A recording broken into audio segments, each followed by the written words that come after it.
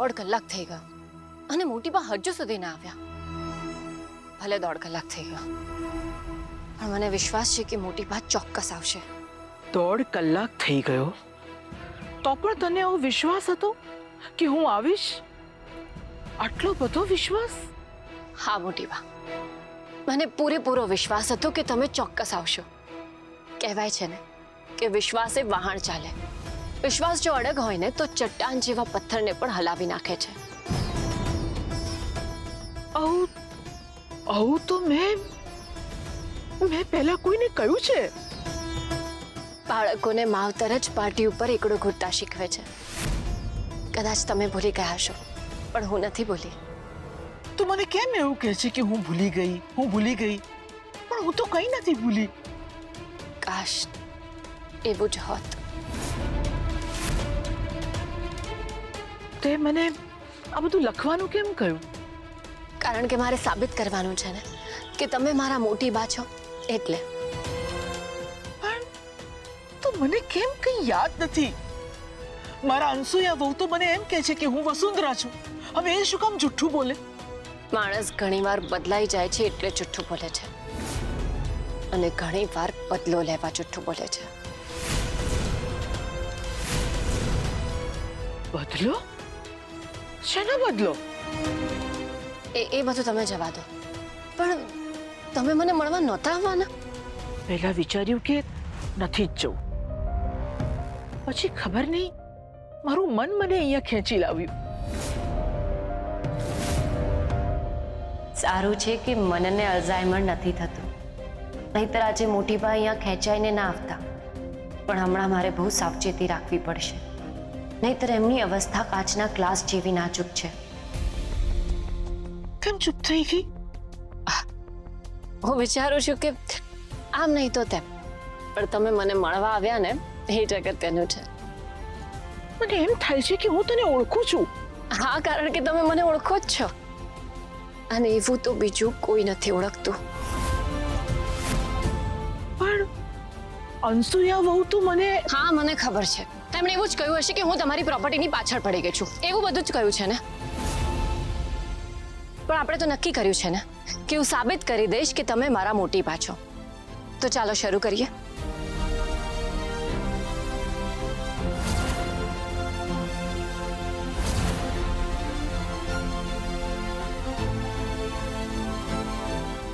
આમાં બધા જ સવાલોના જવાબ મેં લખ્યા છે. હું વસુંધરા પરીખને તો નથી ઓળખતી, પણ મારા મોટી બાને ચોક્કસ ઓળખું છું. હું જો તારી મોટી બા છું તો તને તો ખબર જ હશે કે મોટી બા શું કરે છે, શું નહીં, એમને શું ગમે છે ને શું નહીં, એ ક્યાં જાય છે ને ક્યાં નહીં. હા, કેમ નહીં? તો ચલ હું પૂછું, એના જવાબ આપ.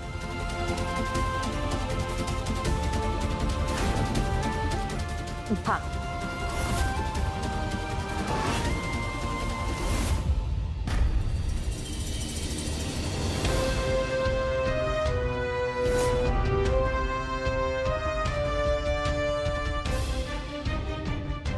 આ શું થાય છે?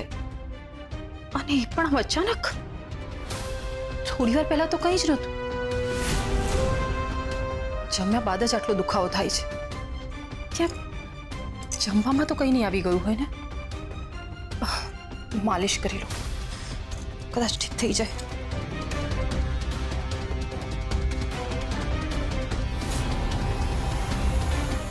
આ તો આમ જ દુખતું હશે. આખો દિવસ ઘરમાં કામ કેટલું બધું હતું. દુખે છે તો સારું પણ થઈ જશે.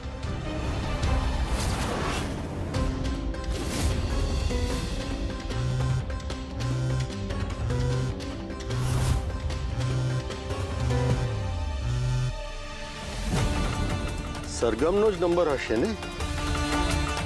એને કેટલી બધી વખત ટ્રાય કરી, એ ફોન ઉપાડતી જ નથી. હવે શું કરવું?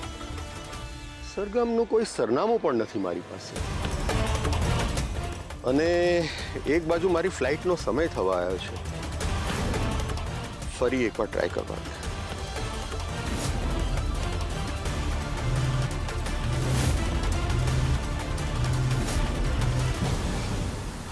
બહુ ટ્રાય થઈ ગઈ. મને લાગે મારે હવે નીકળવું જોઈએ, નહીં તો ફ્લાઇટ મિસ થઈ જશે. ચાલો શરૂ કરીએ. હા. હું તમને મોટી બા કહીને બોલાવી શકું એકવાર? હા પણ જુઓ, તમે વડીલ તો છો જ ને, તો મોટી બા સમજીને મોટી બા બોલાવી લઈશ, અને તમે એમ સમજી લેજો કે મેં વડીલ માનીને મોટી બા બોલાવ્યું છે. એકવાર, થોડી વાર પારકી ગણીને તો પારકી ગણીને પણ બોલાવી લેવા દો ને. જ્યારે તું મને મોટી બા કહે છે ત્યારે ત્યારે કઈ નહીં. કોને શું? હવે જે કામ માટે તે મને બોલાવી છે એ કામ કરીએ ને, કે આમ જ સમય પસાર કરવો છે? ના ના, તો જે કામ માટે ભેગા થયા છે એ કામ કરીએ ને. ઓકે.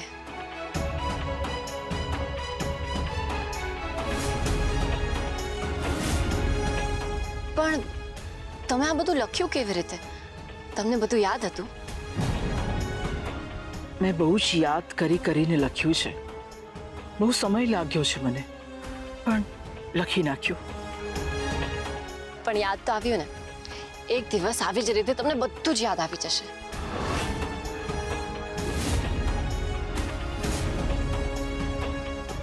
મોટી બા બેસો ને.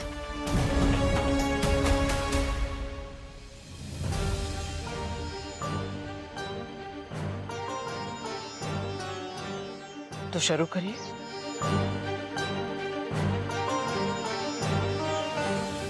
મારી ફેવરેટ સુગંધ કઈ છે? એમ તો તમને ઘણી બધી સુગંધ ગમે છે, પણ સૌથી ખાસ, સૌથી ફેવરેટ સુખડ ચંદનની.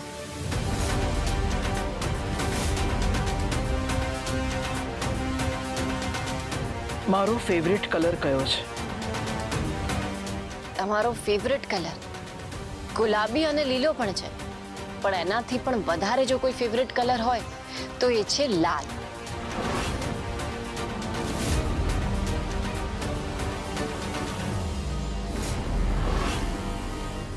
શું થયું મોટી બા?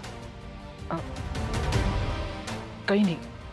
મને લાગ્યું કે તમને મારા બધા જવાબો સાચા લાગી રહ્યા છે. હજુ 2 જ જવાબ સાચા પડ્યા છે, બીજા હજુ બાકી છે. કોઈ વાંધો નહીં, હું તો અહીંયા તમારા બધા સવાલોના જવાબ આપવા જ આવી છું ને. મારું ફેવરેટ ફૂલ કયું છે?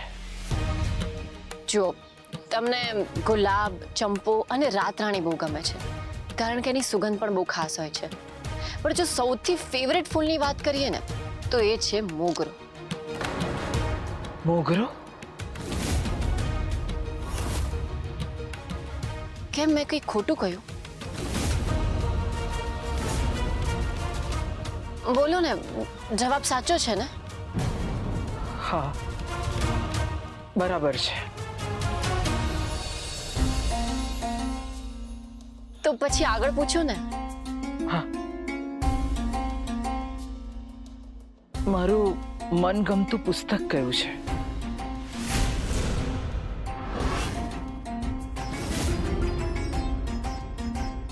શું થયું? નથી ખબર ને? આમ તો તમે બધા જ પુસ્તકોને પસંદ કરો છો, પણ સૌથી મનગમતા પુસ્તકની વાત કરીએ તો એ છે શ્રીમદ ભગવદ્ ગીતા.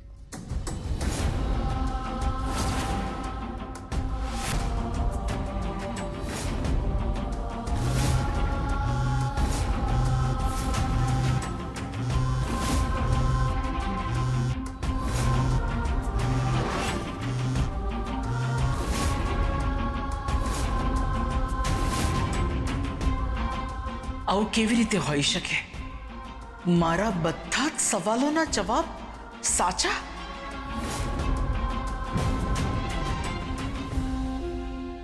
શું થયું? તમે ઠીક તો છો ને મોટી બા?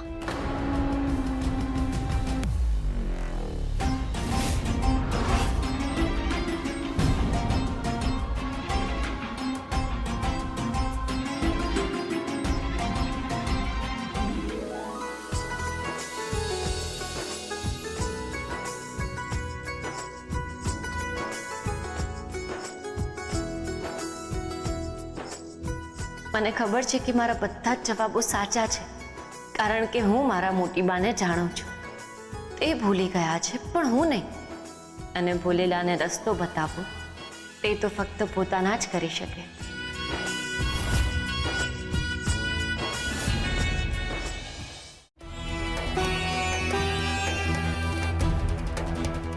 આ કેવી રીતે શક્ય છે?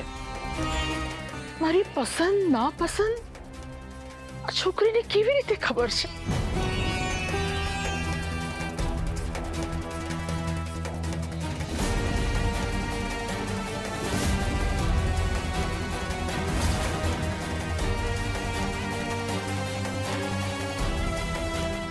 મોટી બા,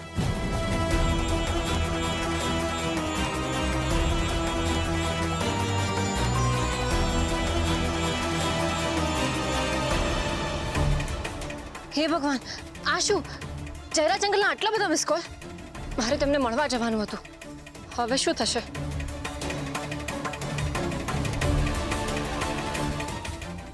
હેલો જયરાજ અંકલ, આઈ એમ સો સોરી. હું સરગમ વાત કરી રહી છું. યસ સરગમ, બોલ. આઈ એમ વેરી સોરી. તમે ક્યાં છો? સોરી, હું નીકળી ગયો છું. મેં તને બહુ ફોન કર્યા પણ તે એકે ફોન રિસીવ ના કર્યો. હા, આઈ એમ સોરી. એકચ્યુઅલી હું એક જરૂરી કામમાં હતી ને એટલે. પણ હવે તમે કહો ત્યાં હું મળવા આવી શકું છું. તમે કહો ને હું ક્યાં આવું? નહીં સરગમ, હું નીકળી ગયો છું. આપણે પછી શાંતિથી વાત કરીએ. મારે ફ્લાઇટનો સમય થઈ ગયો છે. મારે યુએસ જવાનું હતું ને એટલે. અરે પણ હાલો હાલો. હેલો.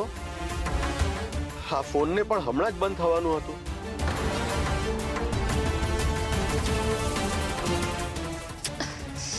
મારે તો જયરાજ અંકલને મળવાનું હતું. હવે તેમનો ફોન પણ નથી લાગી રહ્યો ને એ નીકળી પણ ગયા. હવે શું થશે? વસુંધરા આંટી સુધી પહોંચવાની એક જ આશા હતી અને હવે એ પણ નથી રહી. હવે હું શું કરીશ? મારે તો માત્ર 3 જ દિવસમાં મોટી બાની આગળ સાબિત કરી દેવાનું છે.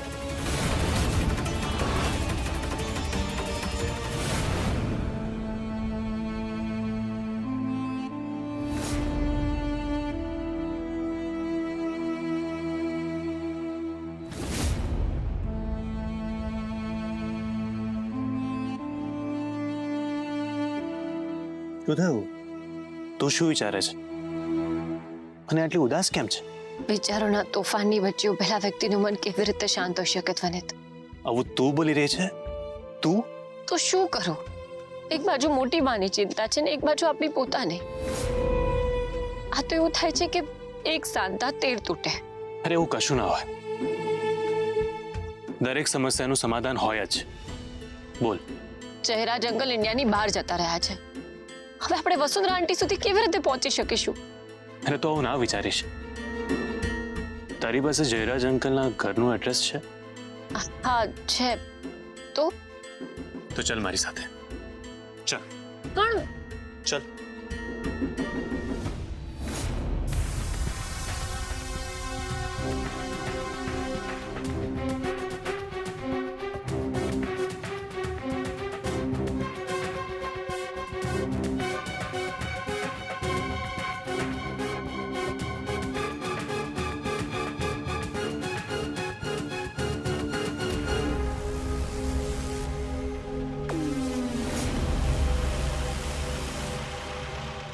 ગોળીઓએ અસર શરૂ કરી દીધી છે. થોડા જ સમયમાં પરીને આ નશાની એવી લત લાગી જશે ને કે સરગમ કે બીજું કોઈ પણ એને આ લતમાંથી મુક્ત નહીં કરી શકે.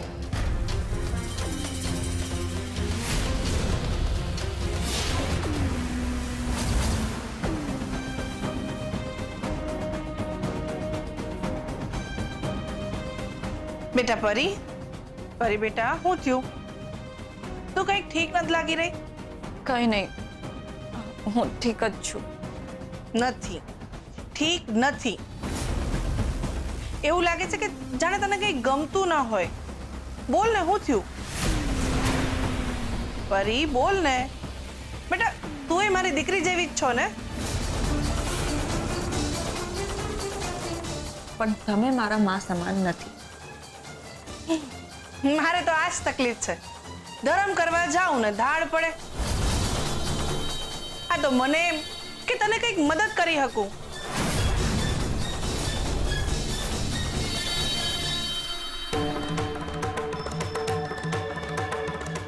જાણે મને કઈ ગમતું ના હોય ને એવું ફીલ થાય છે.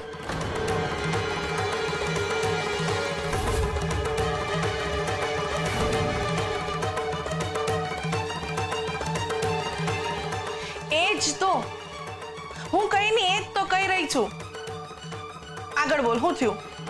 આમ બેચેની જેવું લાગે છે. આમ કે માથા પર ભાર હોય ને એવું લાગે છે. મને પણ હમણાં થોડાક ટાઈમ પહેલા આવું જ લાગતું.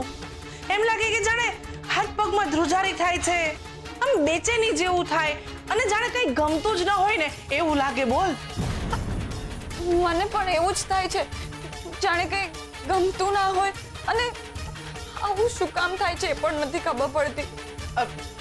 તો આની તારી પાસે કોઈ દવા છે? ના. મારી પાસે છે.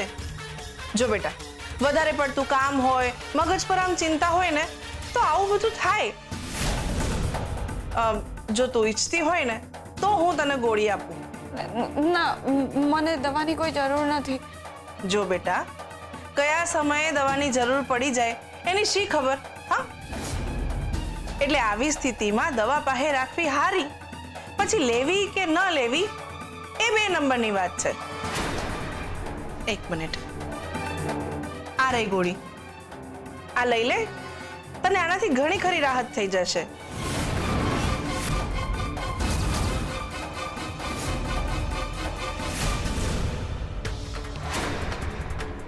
ના, મને દવાની કોઈ જરૂર નથી. ઠીક છે, જેવી તારી મરજી. બાકી હું તો તારા હારા માટે જ કહું છું. અને એમ છતાંય જો તને એમ થાય કે તારે દવાની જરૂર છે તો આ દવા અહીંયા જ મૂકીને જઉં છું. તને ઠીક લાગે તો લઈ લેજે. બાકી મને જ્યારે તારા જેવું ફીલ થાય ને તો હું પણ આ જ ગોળી લઉં છું. જો અહીંયા મૂકું છું.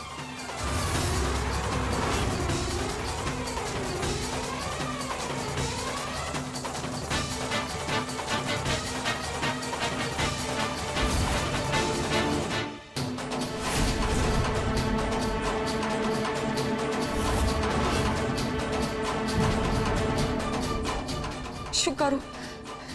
ટેબ્લેટ લાવ કે ના લાવ?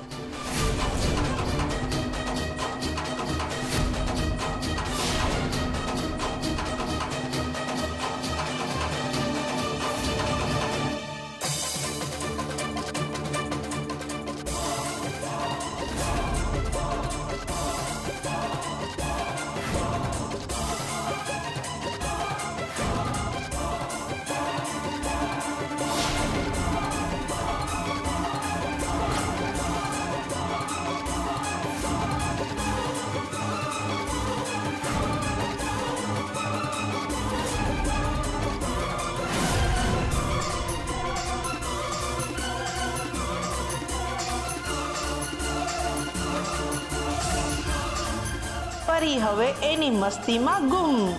એને ખબર જ નથી કે આ એને સાજા કરવાની નહીં પણ એને બંધાણી બનાવવા માટેની ગોળી છે.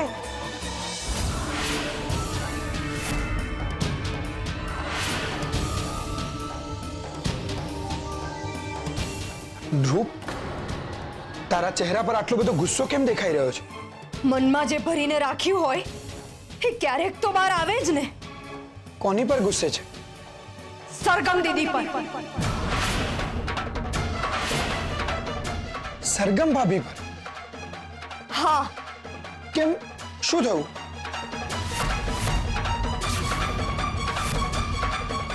ધ્રુવ, મનમાં જે કંઈ પણ ચાલતું હોય મને કહી શકો છો. સરગમ દીદી ખૂબ જ સ્વાર્થી વ્યક્તિ છે અને એમના જેવી બીજી કોઈ સ્વાર્થી વ્યક્તિ મેં જોઈ જ નથી. એમને એમના સ્વાર્થ સિવાય બીજું કોઈ દેખાતું જ નથી. એટલી હદ સુધી જઈ શકે કે એમને મારી માને મારવાની કોશિશ કરી. શું શું વાત કરે છે? હા